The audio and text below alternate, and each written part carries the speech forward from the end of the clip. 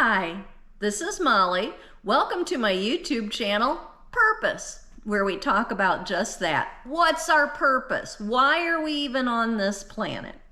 And if you've been watching my videos, you know what I think. I think our reason for being here is to learn to love God more and to love each other. Love God, love each other. That's our purpose. And it's so hard to do. So God gave us directions. He gave us a plan on how to do it. He gave us the Bible. And that's what we're doing. We're going through the Bible to figure out how we can love God more and more every day and how we can love other people, especially the ones that irritate us and don't agree with us and that kind of thing. So we left off talking about good old Adam and Eve, who were in the Garden of Eden, and they just ate the apple. And now we're going to find out what God thought about that. And so God came down, and it so just blows your mind away. He said that he came down to walk with them in the cool of the evening. So the day's work is done.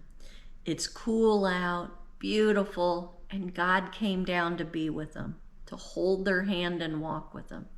And he does the same thing for us all the time. He comes to be with us. He wants to hold our hand. He wants to enjoy the cool of the evening after a long day's work. And we blow him off to watch Netflix. But anyway, so God came down to hang out with Adam and Eve. And what did they do? They did exactly what I would do. They ran and hid because they knew they were in trouble. So they're hiding, which cracks me up because God can see them. He knows where they are. He's God. And they're like hiding behind a tree or a bush or a rock or something, thinking God's not going to see them. God knows where they are. And he's calling for them. Hey, where are you at?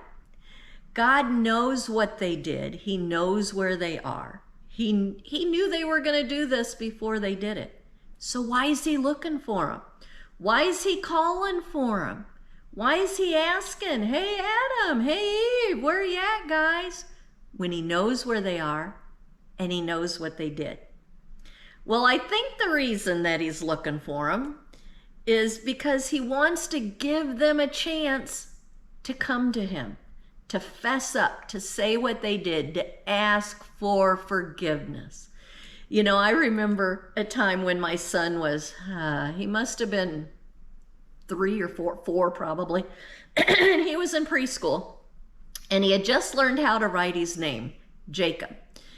And I was walking down our stairs, and our stairs had like a couple of steps and then a little landing, and then you turn and you went down more.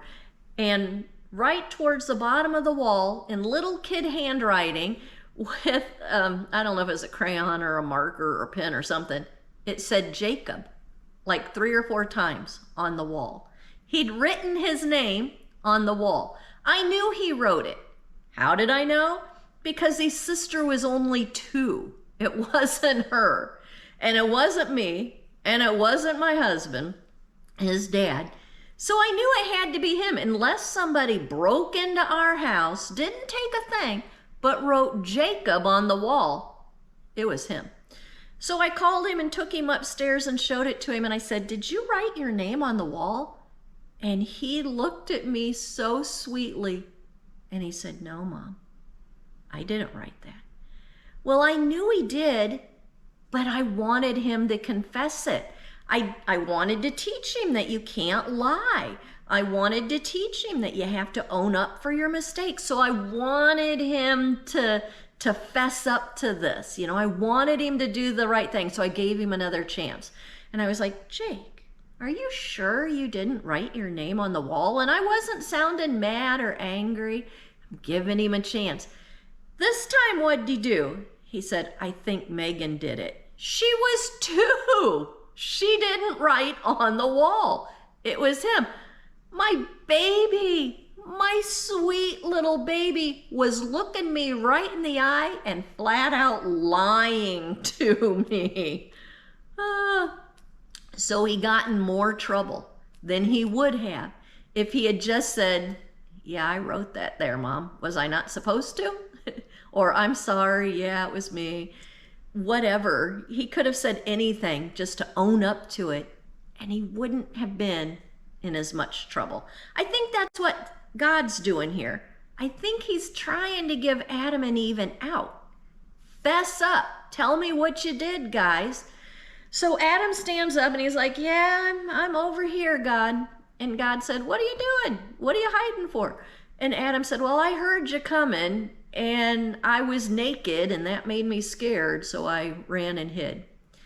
Now, I said earlier in a previous video that how you read these first 2 chapters is how you see the whole rest of the Bible. And this is one of those moments. How you see God in his reply to Adam sets the tone for the whole rest of the Bible. So if you see God as being angry and, oh, who told you you were naked, and yelling at him, that's one response, one way you could read it. You could also read it as God's just clueless. Who told you you were naked? He knows. Or you could read it as it's probably meant to be, that God is just heartbroken. And he says to Adam, who told you you were naked? He knew it was Satan. He knew it was because of Satan. But he wanted Adam to tell him, who told you you were naked? And why did Adam even care if he was naked? He'd been naked the whole time. This whole time they'd been running around the Garden of Eden, stark naked. They didn't care. And I think the reason it bothered them now that they were naked is because they didn't just eat an apple. They ate an apple from the tree of knowledge of good and evil. And now Adam had this knowledge of evil in his head. And every single time we sin, a little veil gets put over our heart that separates us from God. Just gets us a little bit further from our soul or whatever. And every single sin, it's another step away from God. And I think Adam was no longer innocent. Eve was no longer innocent. A little kid, a 2 or 3 year old kid could run around the house stark naked and they don't care. They could be singing and laughing and dancing. They don't care because they're completely innocent. They don't have all the years of crap on them that we have that makes them embarrassed to be naked, that makes them embarrassed to sing or dance or be silly. They have years of they don't have years of walking away from God like I do. And Adam lost some of that innocence. Eve lost her innocence. They were no longer little children, completely at ease with themselves and each other, and completely trusting God as their parent, completely trusting him to take care of them as their parent. They lost some of that. And now they know that they're naked. They know that they've moved a little bit away from God, and they're not that innocent child that they used to be. And when I say child, I don't mean a child, but you know what I mean. They're not innocent anymore. And that's what we need to try to get back to. So next time we talk, we're going to find out what happened when God found out they ate the apple and what was his reply to them hiding from him and saying that, well, I was naked and I was scared. And what can we even learn from this? I think we need to learn to own up to our mistakes. Own up to them. God's going to come to us every day, multiple times. He's with us every second of the day. Hold his hand and say, I messed up. Own up to it. Don't hide. Don't hide from God because he can find you. Don't think he doesn't know what you're doing because he sees it. He sees everything. Instead of hiding and acting like we didn't do it, we have to own up to it and tell God. That's my lesson anyway, from them hiding behind a rock or a tree or wherever they were. Well, I just hope you all have the best day today. And when we come back, we'll see what happens to Adam and Eve more. Bye-bye, everyone.